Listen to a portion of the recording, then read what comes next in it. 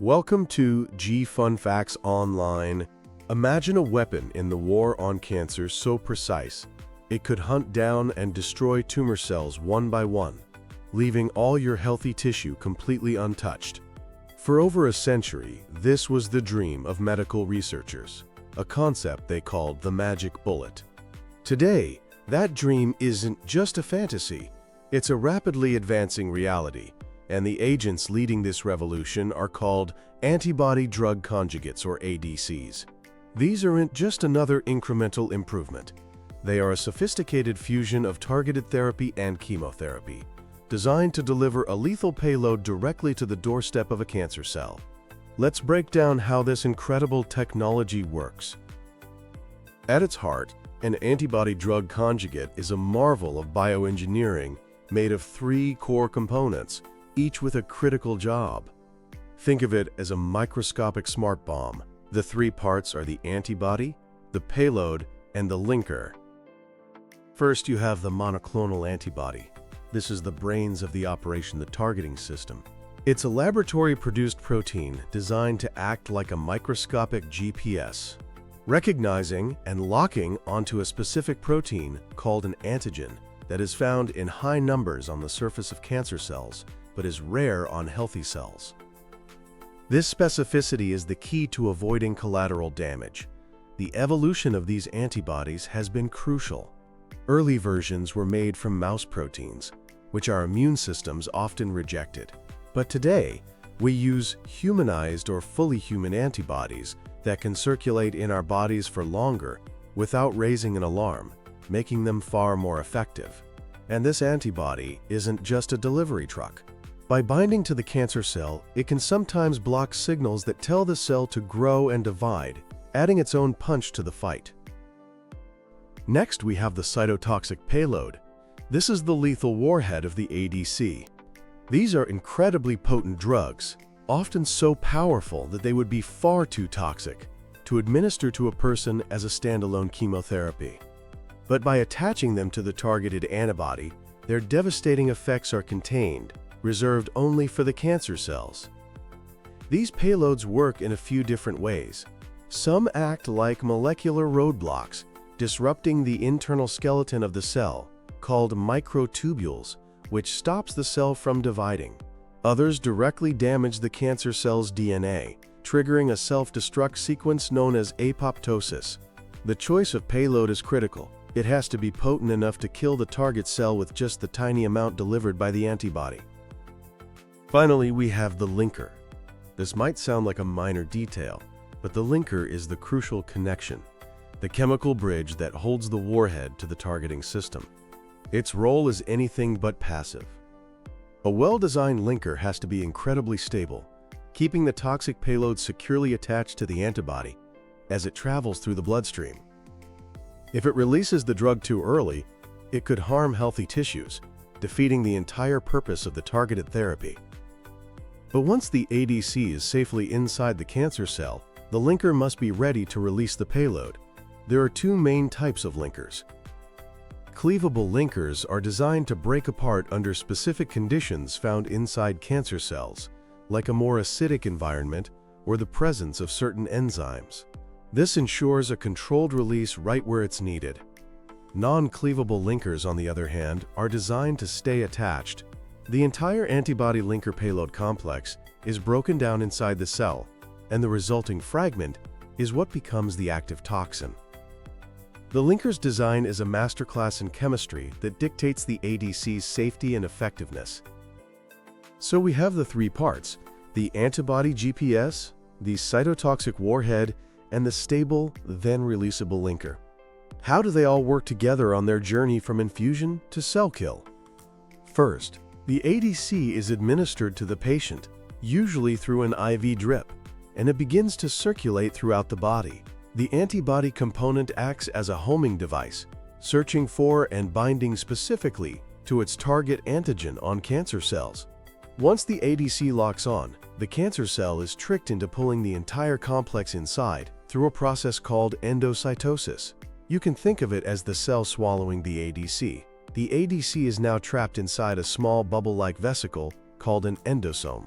This endosome then merges with another organelle called a lysosome, which is essentially the cell's recycling and waste disposal center.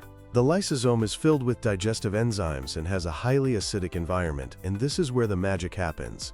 For ADCs with cleavable linkers, the acidic conditions or the enzymes break the linker, releasing the payload into the cell's main compartment, the cytoplasm. Once freed, the payload goes to work, wreaking havoc on the cell's essential machinery, either by stopping its division or by damaging its DNA, leading to cell death. But here's where it gets even more clever. Some ADCs possess what's called the bystander effect. This happens when the released payload molecule is able to pass through the cell membrane and leak out of the targeted cancer cell. It can then enter and kill neighboring cancer cells, even if those neighbors don't have the target antigen on their surface. This is a huge advantage, because tumors are often a messy mix of cells, not all of which express the target uniformly. The bystander effect helps to wipe out the entire neighborhood, not just the house the ADC was delivered to. Of course, this incredible technology didn't just appear overnight. The road to today's ADCs was long, spanning decades of trial and error. The first-generation ADCs in the 1980s were a proof of concept, but they were flawed. They used mouse antibodies that often caused immune reactions in patients. Their linkers were unstable, leading to premature release of the payload and causing the very systemic toxicity they were designed to avoid. The first ever approved ADC, called Mylotarg, was actually withdrawn from the market in 2010 due to these concerns, though it was later reintroduced with a better dosing strategy. The lessons learned from these early attempts led to the second generation, which brought massive improvements. Researchers switched to humanized antibodies, developed much more stable linkers, and discovered more potent payloads like auristatins and maytansinoids. The approvals of drugs like Etcetras in 2011 for lymphoma and Kadcyla in 2013 for HER2-positive breast cancer were landmark moments. Kadcyla, the first ADC for a solid tumor, proved the platform could be a resounding success, igniting a firestorm of research and investment. Today, we are in the era of third-generation ADCs, which are defined by even greater precision. One key innovation is achieving a uniform drug-to-antibody ratio, or DAR. Early methods were like randomly gluing warheads onto the antibody, resulting in a mixed bag of products. Some had too few payloads to be effective, while others had too many, making them unstable. Modern techniques, like site-specific conjugation, allow scientists to attach a precise number of payloads to exact locations on the antibody. This creates a consistent, optimized product with a much more predictable safety and efficacy profile. This new generation has also introduced new types of payloads. For example, the drug Trodelvy uses a payload called SN38, which has shown amazing results in triple-negative breast cancer, a notoriously difficult-to-treat disease. This brings us to the growing arsenal of ADCs that are in clinics today, providing lifelines to patients who may have run out of other options. The impact is real and profound. Take Enhertu, a HER2-directed ADC. It has shown such unprecedented activity that it forced doctors to create a whole new classification of breast cancer called HER2-low, massively expanding the number of patients who can benefit from this targeted therapy. Then there's Padcev, which targets an antigen called NECTIN4. It has become a new standard of care for patients with advanced bladder cancer. And Trodelvy, the TROP2-directed ADC I mentioned, has been shown to double overall survival compared to chemotherapy in heavily pre-treated patients with metastatic triple-negative breast cancer. The success of these drugs has fueled an explosion of research, promising an even more powerful array of magic bullets in the coming years. But the journey isn't over. Cancer is a cunning enemy, and it can develop resistance to ADCs by hiding the target antigen or by developing pumps to eject the payload from the cell. Researchers are working tirelessly to understand and overcome this resistance. They're also focused on minimizing toxicity even further and, crucially, on discovering new, unique antigens on other types of cancer cells to expand the ADC approach to more diseases. The innovation doesn't stop there. The fundamental ADC concept is now being used as a blueprint for even more advanced platforms. Imagine bispecific ADCs, which use an antibody that can grab onto two different targets at once for even greater precision. Or antibody-degrader conjugates, which don't carry a poison, but a molecule that tells the cell to destroy a specific protein that is helping the cancer grow. There are even antibody oligonucleotide conjugates being developed to deliver gene-silencing therapies directly to cancer cells.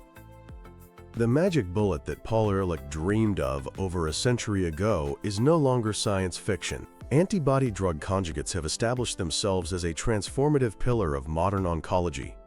Through continuous innovation in every part of their design, their precision and power will only continue to grow, bringing us closer to a future where cancer treatment is not only more effective, but gentler and more personalized for every single patient. The magic bullet has arrived, and it is here to stay.